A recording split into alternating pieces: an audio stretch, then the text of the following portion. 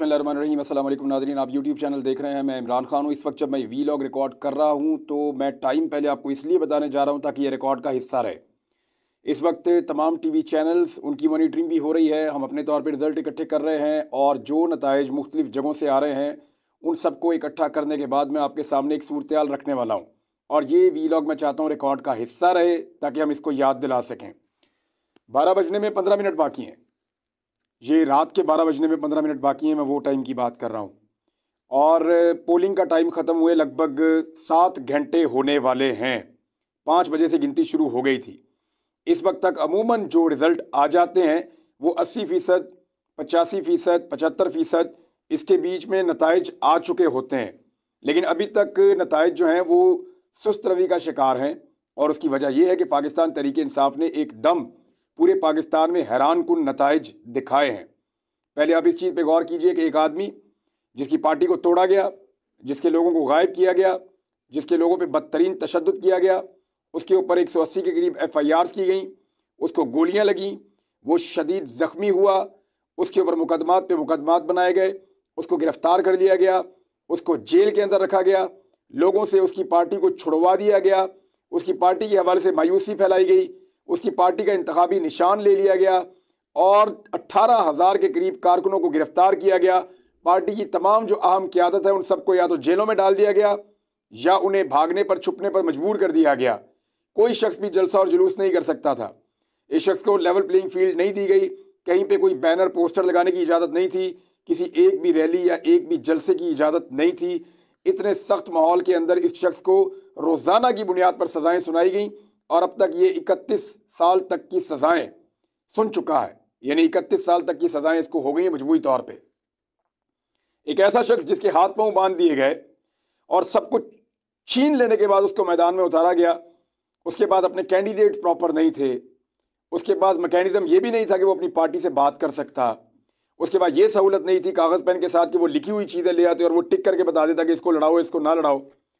यानी इन हालात में भी उस आदमी ने फैसले किए और उसको यकीन था कि उसके लोग निकलेंगे। पाकिस्तान निकला, पाकिस्तान उस आदमी के साथ खड़ा हुआ। इस वक्त सूरत हाल ये है कि इमरान खान की पार्टी पाकिस्तान में लीड कर रही है। तमाम तर धांधली, तमाम तर जो है हथकंडे, तमाम तर सख्ती और जबर के बावजूद इमरान खान की पार्टी पाकिस्तान में लीड कर रही है और लोगों ने इमरान खान को इतने वोट डाले हैं कि निज़ाम उनकी गिनती करने से कासिर हो गया है और ताखीरी हरबे इस्तेमाल कर रहा है। 9 बजे तक नताइज ठीक आ रहे थे और एक तसलसल के साथ आ रहे थे। तेज़ी से चीज़ें पता चल रही थी, लेकिन 9 बजे के बाद अचानक ब्रेकें लगना शुरू हो गईं और अब तक के जो नताइज मौजूद हैं उनमें 136 हलकों के अंदर, कौमी असम्बली की मैं सिर्फ बात कर रहा हूँ, 136 कौमी असम्बली के हलकों में पाकिस्तान तहरीक इंसाफ जीत रही है। 136 पोलिंग स्टेशन जो कौमी असम्बली के हल्के हैं वहाँ पे तहरीक इंसाफ आगे चल रही है।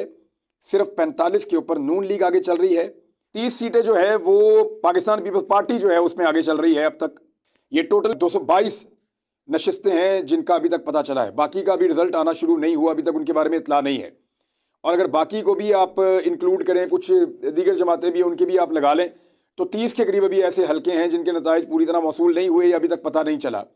और अगर वो भी आप शामिल करें पाकिस्तान तहरीक इंसाफ के साथ, तो ये 150 से ज़ायद सीटें जीतने की पोजीशन में इस वक्त है पॉलिटिकल पार्टी। लेकिन जैसे ही इस पोजीशन में आते हैं, जो इंतखाबात के नताइज आने का सिलसिला है उसको बिल्कुल डाउन कर दिया जाता है। और अब बहुत सारी जगहों पे पुलिस, इलेक्शन कमीशन का अमला, ROs के दफातर, ये तमाम के तमाम इस काम पे लगे हुए हैं कि किसी भी तरह करके नताइज को तब्दील किया जाए। यहाँ मैं आपको मिसाल दूंगा क्योंकि मैंने आज नज़र रखी हुई है सुबह से। मरियम नवाज साहिबा जिस हल्के से इलेक्शन लड़ रही हैं, PP 159, महर शराफत अली उसका मुकाबला कर रहे हैं। तो क्योंकि इन्होंने वज़ीर आला पंजाब बनने का एक ख्वाब देखा हुआ है और अगर खुदा न खास्ता वज़ीर आला पंजाब मरियम नवाज बन गई तो फिर क्या होगा, पंजाब के साथ किस तरह का ये बदला लेंगी पंजाब के लोगों से, उसका आपको अंदाज़ा भी नहीं है। जो खातून कुछ ना होते हुए एक शहीद होने वाले सहाफ़ी की लाश का मजाक उड़ा सकती हैं, जिसको हम कभी नहीं भूलेंगे, वो किस लेवल तक जा सकती है अपने बदले के लिए आप सोच भी नहीं सकते। लिहाजा मैंने इस हल्के के ऊपर नज़र रखी हुई थी। यहाँ से लगातार महर शराफत अली जीत रहे थे, लेकिन अचानक उनके रिजल्ट रोक दिए गए। अब यहाँ हुआ क्या है कि बड़े पैमाने पर पुलिस दाखिल होती है इस हल्के के अंदर। मुख्तलिफ पोलिंग स्टेशन के गिर्द घेरा डालती है। पोलिंग एजेंट्स जो पाकिस्तान तहरीक इंसाफ के हैं उनको बाहर निकाल दिया जाता है धकेल के, लोगों को वहाँ पे मारा जाता है, लोगों के ऊपर टॉर्चर किया जाता है और फिर मीडिया को कवरेज से मना कर दिया जाता है। अंदर किसी किस्म की कवरेज मना कर दी जाती है। जो मुबस्सिर हैं या जो जिन लोगों की ड्यूटीज़ लगती हैं, हर उम्मीदवार के पास होता है कि वो 3 लोग ऐसे मुकर्रर कर दे जो किसी भी पोलिंग स्टेशन में दाखिल हो सकें, उनके दाखिले भी बंद कर दिए गए हैं। तो ऐसी सूरत हाल में कोशिश की जा रही है कि मरीम नवाज़ को जिताया जाए। लेकिन अब तक जो हमारे पास रिजल्ट्स हैं, जो शराफत के रिजल्ट हैं और मरीम नवाज़ के रिजल्ट हैं, वो मैं आपको पढ़ के बता देता हूँ ताकि अब तक की सूरत हाल आपके सामने वाज़ेह हो जाए। और इन नताइज में जो अब तक मौसूल हुए हैं, और ये मैं जो आपको बता रहा हूँ ये फॉर्म 45 के मुताबिक मैं आपको बता रहा हूँ, वो ये बताते हैं कि 45 पोलिंग स्टेशन का नतीजा आया है, जिनमें से ये 102 टोटल हैं। महर शराफत अली लीड कर रहे हैं अब तक 9,346 वोटों के साथ, मरीम नवाज़ 8,646 वोटों के साथ। लगभग 700 वोटों की लीड इस वक्त महर शराफत के पास है। और महर शराफत के बकौल अभी बहुत सारे ऐसे पोलिंग स्टेशन के रिजल्ट आना बाकी हैं जहां से वो जीतेंगे। मिसाल के तौर पे ये 4-5 रिजल्ट मेरे पास और आ गए हैं, और ये सारे के सारे जो रिजल्ट मेरे पास आए हैं ये फॉर्म 45 के हैं। 96 मरीम नवाज़ और 152 महर शराफत अली। एक और नतीजा है मेरे पास जिसमें 356 मरीम नवाज़ और 369 महर शराफत अली। एक और नतीजा है मेरे पास मरीम नवाज़ 159 और महर शराफत अली 212। एक और नतीजा है मेरे पास, यहाँ पे मरीम नवाज़ आगे निकल गई हैं, इन्होंने 400 वोट लिए हैं, महर शराफत अली ने 380 वोट लिए हैं। एक और नतीजा है मेरे पास, इसमें मरीम नवाज़ ने 179 और महर शराफत अली ने 199 वोट लिए हैं। एक और नतीजा है यहाँ पे, इस नतीजे में मरीम नवाज़ ने 342 वोट लिए हैं और महर शराफत अली ने यहाँ पे 107 वोट लिए हैं, और यहाँ से उन्होंने कुछ थोड़ी सी मरीम नवाज़ ने लीड ली है।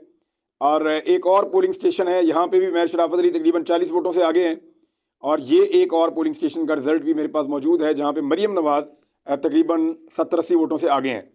तो इस तरीके से अभी तक जो है वो तकरीबन 700-800 की लीड से महर शराफत आगे चल रहे हैं, लेकिन वहाँ पे रिजल्ट बंद कर दिए गए हैं। और अब महर शराफत के बकौल और वहाँ पे जो लोग मौजूद हैं उनके बकौल जो मीडिया के नुमाइंदगान मौजूद हैं, उनसे मेरी बात हुई। वो इंटरनेट एरिया में जाते हैं तो फिर बात हो सकती है उनसे, जो वाईफाई एरिया है। तो वो बताते हैं कि पुलिस ने दरवाजे बंद कर दिए हैं और अंदर से पोलिंग एजेंट बाहर निकाल दिए हैं। किसी को नहीं पता कि वोट्स के साथ क्या हो रहा है। शराफत को सारा दिन, या पाकिस्तान तहरीक इंसाफ के उम्मीदवार को सारा दिन बहुत वोट पड़े हैं और सबको नज़र आ रहा था कि ये 30-70 का मुकाबला होगा, लेकिन उस मुकाबले को बहुत क्लोज कर दिया गया है। लेट्स सी कि इसका नतीजा क्या निकाला जाता है। लेकिन बड़े बड़े बुर्ज उलट गए हैं, बड़े बड़े बुर्ज उलट गए हैं। ख्वाजा आसिफ फारिग, नवाज शरीफ मानसरा में पक्के फारिग, और लाहौर के अंदर बहुत टफ टाइम दे रही हैं इस वक्त। मेरी इत्तला के मुताबिक यास्मीन राशिद कुछ आगे हैं, शहबाज शरीफ एक सीट पे आगे चल रहे हैं, दूसरी पे पीछे चल रहे हैं, यानी एक सीट पे उनको शिकस्त हो रही है। हमजा शहबाज मुश्किल में हैं क्योंकि आलिया हमजा को बहुत बड़े पैमाने पर वोट डाला है अंदरून शहर के हल्के में लोगों ने।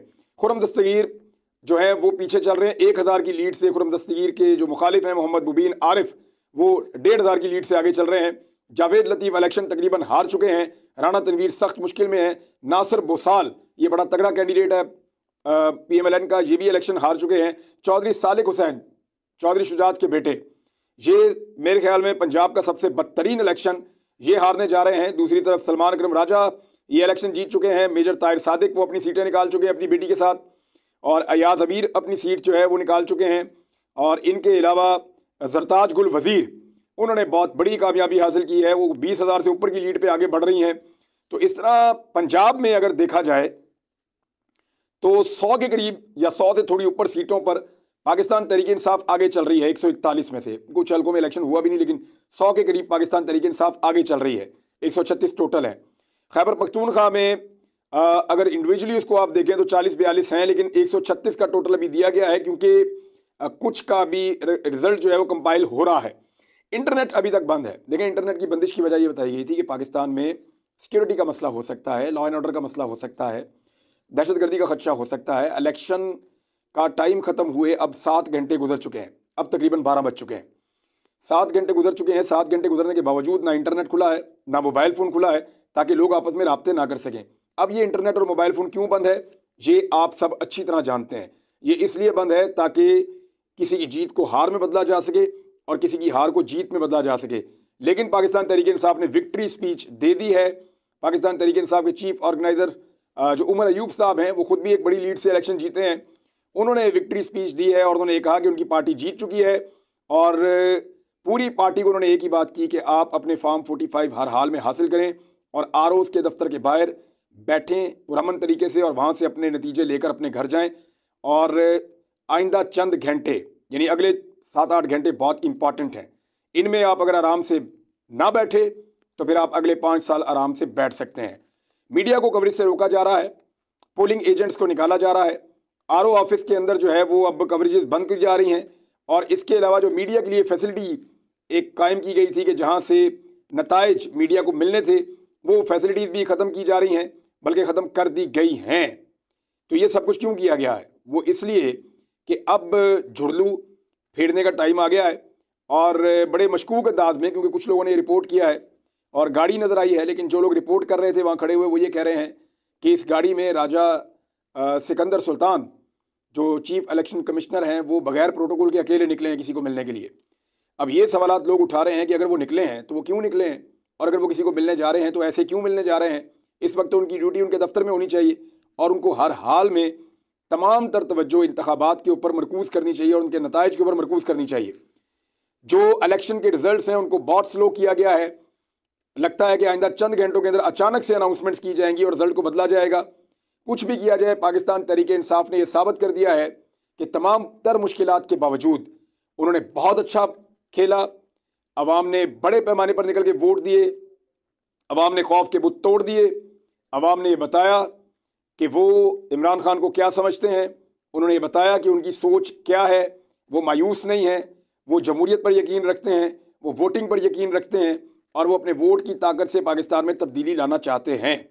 तो ये तो हो गया जी आज के इंतखाबात का और उसके बाद नताइज आने का सिलसिला। मैंने जो अब तक की तफसीलात हैं वो आपके सामने रख दी हैं।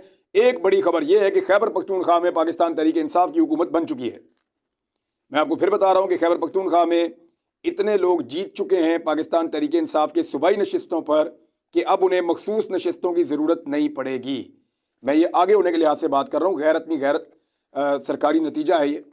लेकिन इसमें जो पाकिस्तान तहरीक इंसाफ का ट्रेंड आ रहा है उनके आज़ाद उम्मीदवारों का, वो इतनी ज़्यादा बड़ी तादाद में आगे चल रहे हैं कि कोई उनका मुकाबला नहीं कर पा रहा।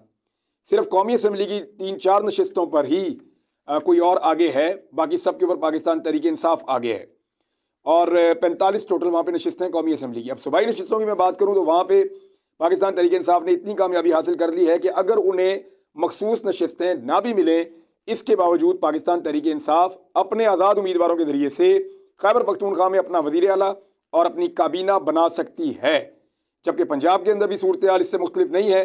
PMLN से फ़िलहाल आगे चल रही है पाकिस्तान तहरीक इंसाफ। सेंट्रल पंजाब के अंदर सारा दाव लगाया जा रहा है। गुजरांवाला में, नारोवाल में, सियालकोट में ख्वाजा आसिफ तो ऑलमोस्ट इलेक्शन हारने की तरफ जा रहे हैं, लेकिन सेंट्रल पंजाब में, कसूर में, ओकाड़ा में, लाहौर में, इन एरियाज़ में दाव लगाने की कोशिश की जा रही है ताकि किसी तरह से भी मैनेज किया जा सके, PMLN को कुछ ऐसी सीटें दिलाई जा सकें कि वो बाद में जो इत्तेहाद बने हुकूमत का उसका हिस्सा बन जाएं।